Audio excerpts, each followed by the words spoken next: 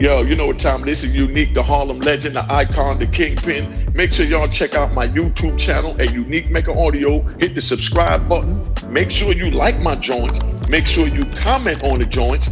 And make sure you share this joint. All right? Make sure you hit the notification button so you're notified when the videos come in. You don't want to miss it. And make sure you tell a friend to tell a friend to tell a friend that Unique Mecca Audio got it going on.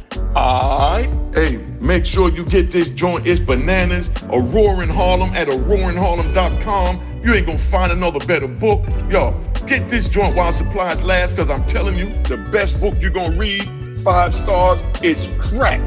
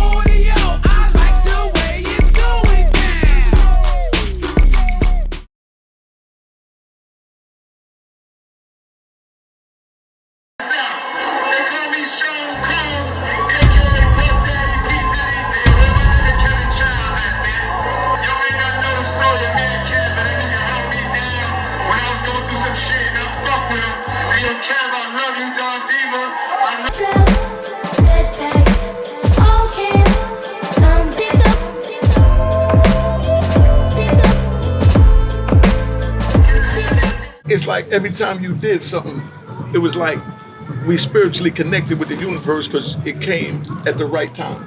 Okay. You understand what I'm saying? And when I say the right time, I'm gonna break that down. They just locked the joint down because somebody got stabbed out there.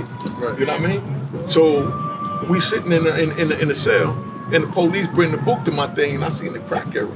And the police came upstairs and tell me about, oh, you know this guy? And I didn't even know the book was coming. Because you know how you always do, you just do you know what I mean? So I'm like, I don't know what he's talking about. When he gave me the book, I still didn't know what he was talking about. I seen your name on it, didn't know what he was talking about. You know what I mean? I remember you mentioned you was writing a book, but I'm so frustrated with the lockdown, I ain't paying no mind. Right. So when I get the joint in the cell, and I look at it, I said, oh, okay. And I was so frustrated, I wasn't even in the mood to read. You know what I mean? Yeah. But by the time I sat down and I started reading it, you know what I mean? So much, you know, historical memories came back and flashbacks that it actually put a smile on my face in my cage, man. I'm glad you know what I mean? It put a smile on my face in my cage after 26 years. That's how much of a blessing that was. So I'm reading the joint, it started getting so good, I'm getting so open, you know what I mean? With the flashbacks, I had to get it out the cell, man. Is that right? Yeah. So I sent it down the hall to my DC homie, Big Lou. Big shout out to Lou from DC. Because Lou loved those books, and he loved you, Don Diva. All the books you sent before I even get a chance to read a Don Diva, he done, you know what I mean? So, well, I get him and just pass it to him. Right. And then he'll tell me what he like in it or whatever. Okay. So, you know, he's and he a big dude, look like the dude from the Green Mile, so he ain't no little dude. So when I say this, they don't take this no kind of way. Big dude, Big Lou is fascinated with you. Is that right? You know what I mean? Fascinated. I mean, he love everything about you. I respect him because he's a man. He's man enough to say it. And he respect us from New York. Yeah, respect from him. You know what I mean? Yeah. You know, he doing a life sentence. Got caught up in DC for a body after he left Pennsylvania. This so his family see it. They know what it is, and they let him know that, you know, he played a big part in helping me transition during the time in there, just like you did by sending the book. Right. But you know, once he read the book, you know what I mean? Now, when I get it back and I'm reading it, now he has questions to ask because he's always asking questions. Yeah, you in the book too. Yeah. Oh yeah, definitely. But I mean, he always has questions about Harlem back in the day. Right. And he wasn't there, so he didn't have anything to give me. And I'm like, dude, what you want to know? You want me to sit here and tell you the history of Harlem? Right. You know what I mean? But after reading your book, it was so well written that he's asking me descriptive things like if he is from Harlem. Right. You know what I mean? Right, because he had a viewpoint at that point. Yeah. So I officially stamped him as a Harlemite. Okay. You know what I mean? Deserving. From your book. Deserving. You know what I mean? Yeah, that's what we used to swear him in. Like how when we went to trial to give us the Bible to swear in, that was the Bible to make him a Harlemite. You know what I mean? But like I said, man, everything you did always been right on point. So that's why I want to introduce that so people know that dudes, when we locked up, we don't want much. You know what I mean? The littlest things mean so much. You know what I mean? The littlest things mean so much. Like that book he sent, man, that was heaven at that time. You know what I mean? For me and Big Lou. Well, You know what I mean, you got to think. We talking about Don Diva, the creation of Don Diva was for that reason. You know, I took my own experiences and knew what was important for me when I was there. You know, and that sort of derived from that same thing you're talking about. Just, you know, the little things. Yeah. You know, we low maintenance when you locked up. You know what I'm saying? Right. I mean, we sitting around waiting on mail call. Right. There You know what I mean? Just to hear your name called. Yeah, right. get your name, hear your name called. You get a letter, it don't say nothing in it, but I miss you, and that warmed your heart till the next day when the next mail call comes. So anybody listening, they need to know that. It don't take nothing but a letter, man. Just a letter, man. Magazine, a book. You can send a letter, young ladies, and kiss the paper. Just say I was thinking about you. And that's it. Just the lipstick kiss is saying that. It's a fact. You know what I mean? We don't need much on the inside. You know what I mean? The little things y'all take for granted, man, I mean, it take us so far. And that's what helped to make me so understanding that I could forgive my enemy. You understand what I'm saying? Because I knew if I sat there and I wished that on my enemy, that means that I'm not growing. You understand what I'm saying? So instead, I just block out my enemy. Right. You understand what I'm saying? So I don't even think about him, what he did, none of that. I just move forward. And, you know, I use that for my motivational force. And just like I'm out here, everybody says, oh, you're moving so fast, you're doing this and that, you're doing good. That's because I'm pushing forward and I'm blocking out everything that don't make dollars. Because if it don't, it don't make no sense. Right, that's a fact. You know what I mean?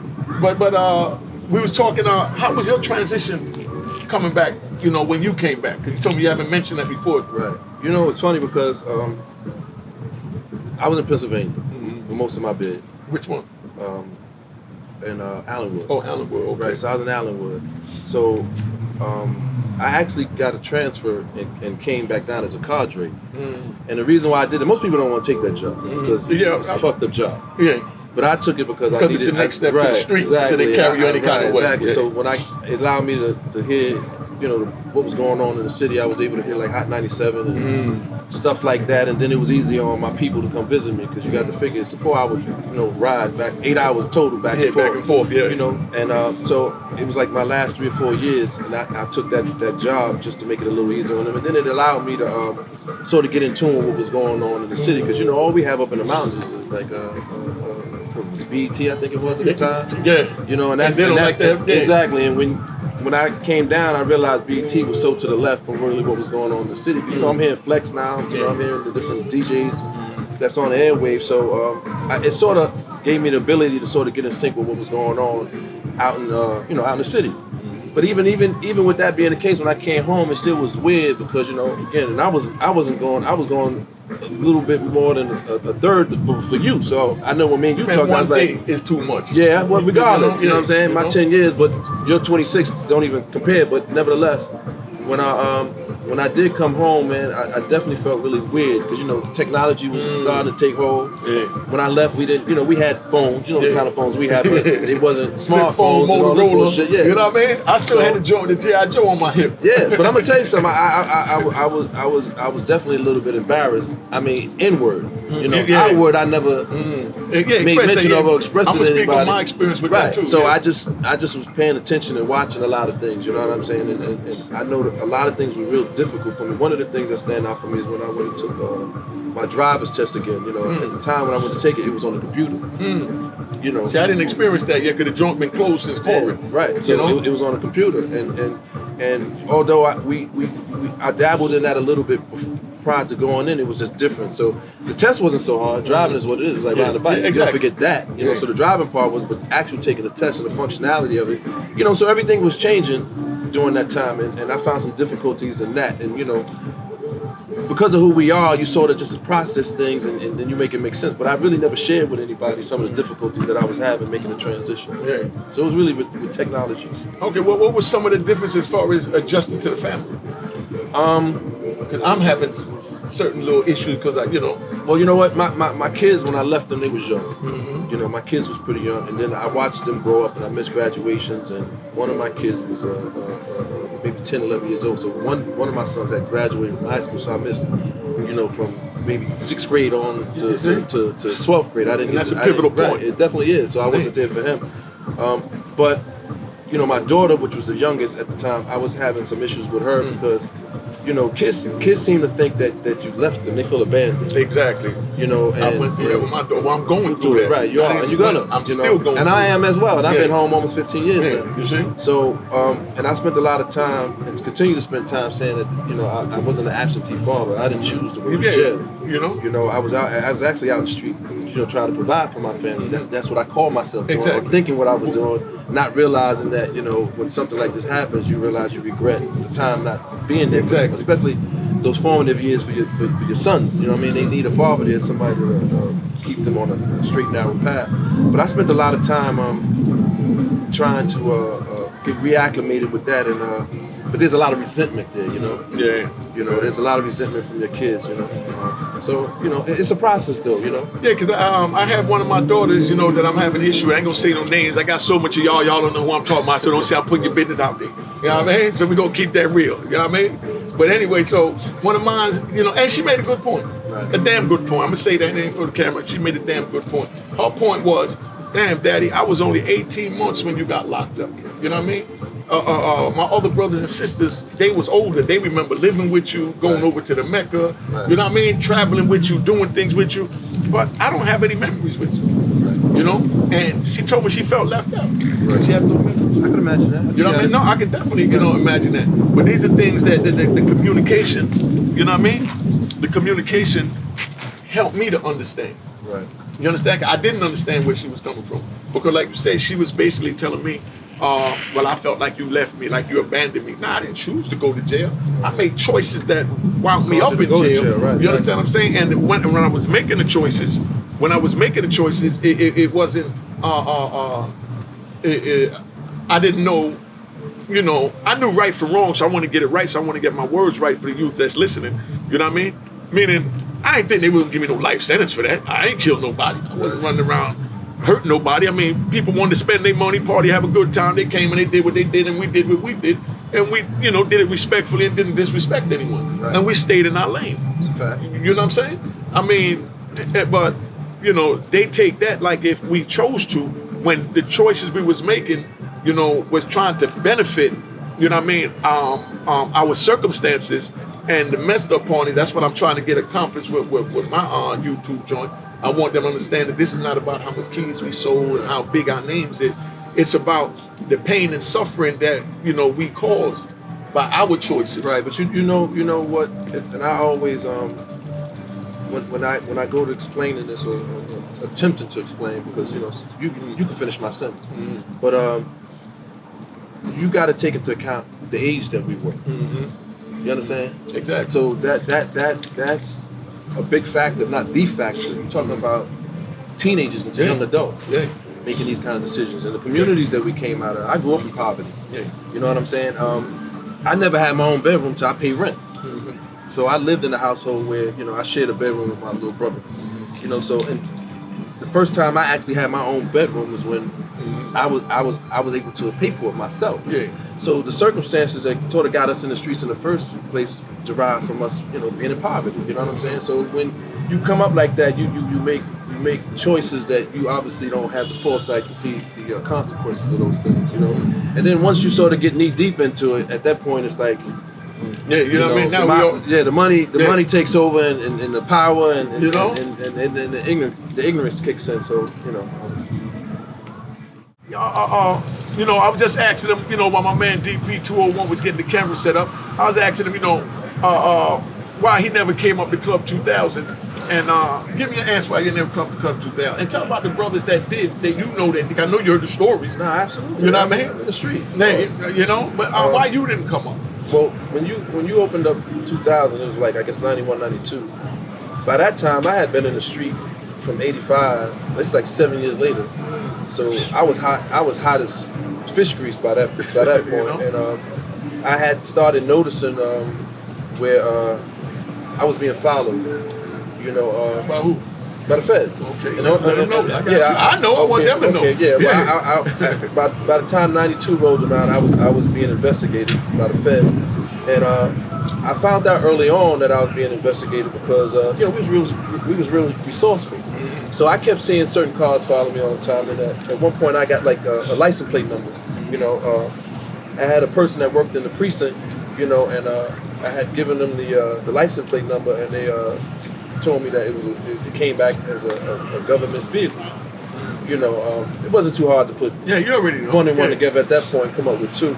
So I sort of got low around that time. You know, I really started getting into all my businesses and like saying to myself, listen, man, you know, if you're gonna follow, if you're gonna follow me every day, you're gonna follow me doing going to work, the right thing. going home, you know, doing that kind of thing. Not knowing that they're gonna hold you responsible for regardless. Yesterday. Right. But again, this is my my naivety. You know what I mean? But it's just for them listening to know. Yeah, because right. So I squared up and I got on some ghost shit. Like, you know, when y'all see the character in Power, you know, I got all the way into character, and I was just, you know, going to my businesses, you know, and hanging around my kids and being a family man, you know, doing what I probably should have did way before that moment. But that's sort of the reason why you didn't see me running in and out there at that point, because the last thing I wanted to do is be seen in a picture with 30 dudes. But now let's speak on this. Being that you went there, which is a good topic. You're being followed, right? By the feds. Right. You understand? So now our lifestyles changed so much that now we got the biggest cowboys, you know what I mean? It's the biggest cowboys in the world. We're gonna say in the country, in the world, because the feds is worldwide. The biggest cowboys in the world is following little old us from in our little neighborhood. You understand? So now, first we gotta watch out for the little bullshit. You know what I mean? The little stupid niggas that think that they gonna rob something, knowing they ain't cut like that. Right. But you know, we gotta worry about that. You understand what I'm saying? And then now we gotta worry about these dudes. You understand what I'm saying? And it's always somebody to worry about, and it's always something on your back, you know, that make things so. This is what's not in that 4-minute video. Mm-hmm. When you jump out the car, you popping champagne, you're having a good time. Yeah. This is where the stress factor come in and the anxiety come in. Where every day you're wondering, is the day gonna be my last day? You see what I'm saying? Meaning the feds gonna get you, right. or one of these dudes gonna kill you, or you're gonna have to kill one of them for trying to rob you. Right. You know what I mean? Cause like you said, you jump out the car, you busting champagne, feds taking pictures, and you got dudes in the cut saying, yeah, I can get that nigga. He look drunk. Yeah. I think he gonna go to such and such house tonight. Right. What's that girl name they be messing with? Exactly. Oh, she live over there on Convent, right? Okay, well, yo, go up on Convent in case she come up there. You go over there, whoop, whoop, whoop, and everybody everywhere is spread out. They trying to figure out a way to get you. You know what I mean? But you ain't worried about them because you can just bust them and keep it moving. Right. You know what I mean? But the other people? But the other people, it's a whole nother ball game. It's a whole nother one. So that's when the stress factor take another level. You know what I mean? Because our street, cred done went up another level. So it's a whole lot of dimensions to this, man. A whole bunch of dimensions that I'm telling you, and I know Kevin is siding with me. It's not worth it. It's not worth it. You know what I mean? What's so funny? And I'm gonna tell you something, man. I wore the stress for 2+ years before they actually, kicked my door in one morning. But that first week or so in jail, I actually felt relief. Yeah. I already know. It's the craziest shit in the world, man. Yeah. That first week was like, man, like everything was beyond my control. Yeah. Because you're used to controlling it. Yeah. And you come to terms with that. I can't just pick up a phone. I can't just do this. You know what I mean? And obviously you're dealing with reality, what your circumstances is. But for whatever reason, it's like a fucking burden was lifted off of me. You know what I mean? Like it was like some kind of emotional, mental vacation or something. Because, like you said, it's a lot of shit running around in these streets, moving a certain kind of way. And when you're getting that kind of money, exactly. Biggie Smalls said it. You know what I mean? More money, more problems. It's a fact. You know what I mean? And that's what it is. It's a fact. But the same way we vibing. Like I said, you have to know who we are. If you don't know who Kevin is, you know what I mean? Vice versa. You know what I mean? He has been on the rock. But what I want to do now is, and this is not to glorify, just tell how you came up in the game part, the hustling part, so we ain't got to get this long. So that, we can put some footage behind it and they can see who we are. Right. And when we say that the feds came after us, why they came after us. Because we became that niggas. Right. We became that. You know what I mean? Like I said, this is not to brag about it, but we have to let y'all know who we are so that you know why we're qualified to tell you not to do it. Right. You understand what I'm saying? We didn't sit on no corners doing no, you know what I mean? We're not those type of brothers, you know what I mean? So, tell me how you got in it. I know I read the book, I love the book. You know what I mean? The Crack Era by Kevin Chiles. It was a compliment coming from you. I know you get it. Yeah, I love it. You know what I mean? Because there was so much jewels in it. Even the part where you mentioned my name, and I respect you for the fact.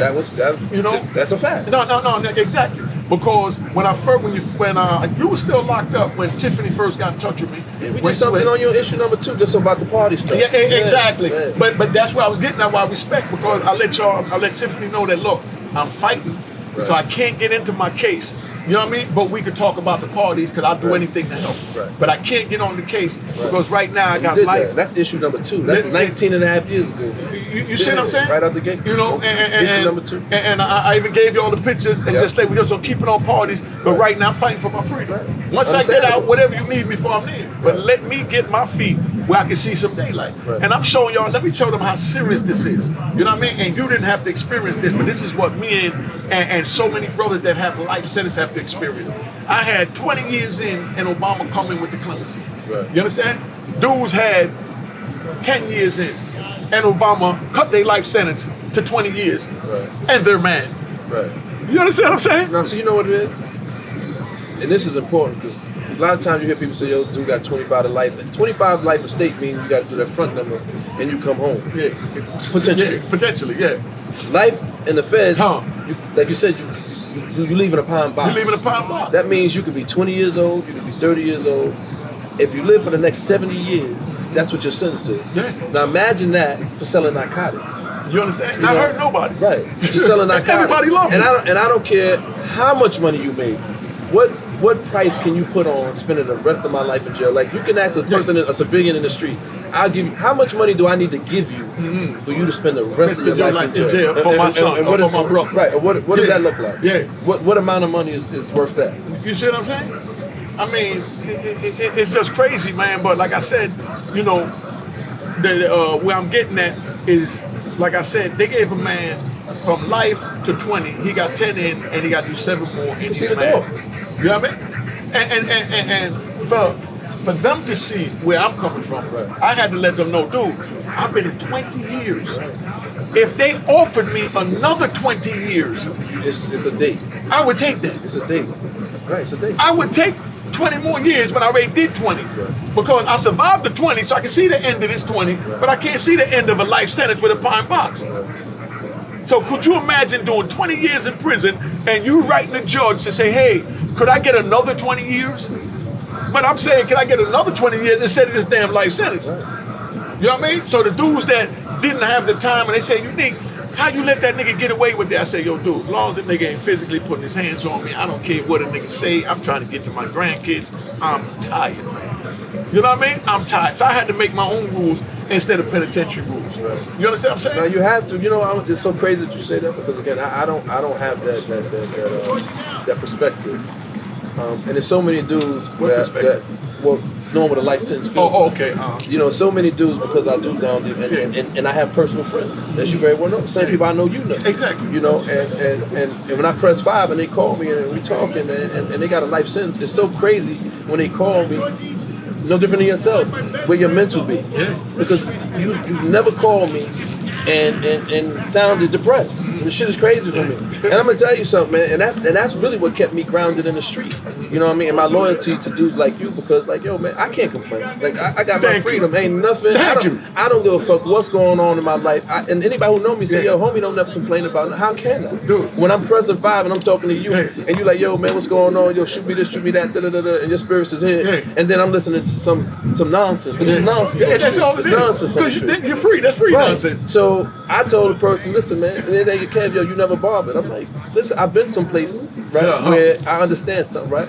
But then I still have friends that I speak to regularly. Like, see, because of what I do for a living, I'm still bidding with y'all. Yeah, you know what I mean? Exactly. We're still bidding with people. Yeah, he did a great job. Right. I appreciate you. So my thing is, it's no way for me to be in the street and you call me and I complain to you, say, yo, man, shit fucked up out here. Like, you look at me like, yo, what the fuck are you talking about? You know? Let's switch places. Yeah. All day, you know what I'm saying? So I'm never bothered by nothing. Listen, I tell them all the time, man, if I get a flat tire, you know, God stuck forbid, in traffic. If it's stuck in traffic, somebody run into my car, we buy a new one, I'm free. I'm not mad at nothing. Be broken the street. 90 days ago, I was in a cage. Rich in jail. 90 days I was in a cage expecting to die. Right. So how could I be mad today, being a free man out here? You know what I mean? With my grandkids, my kids. You know what I mean? Come on.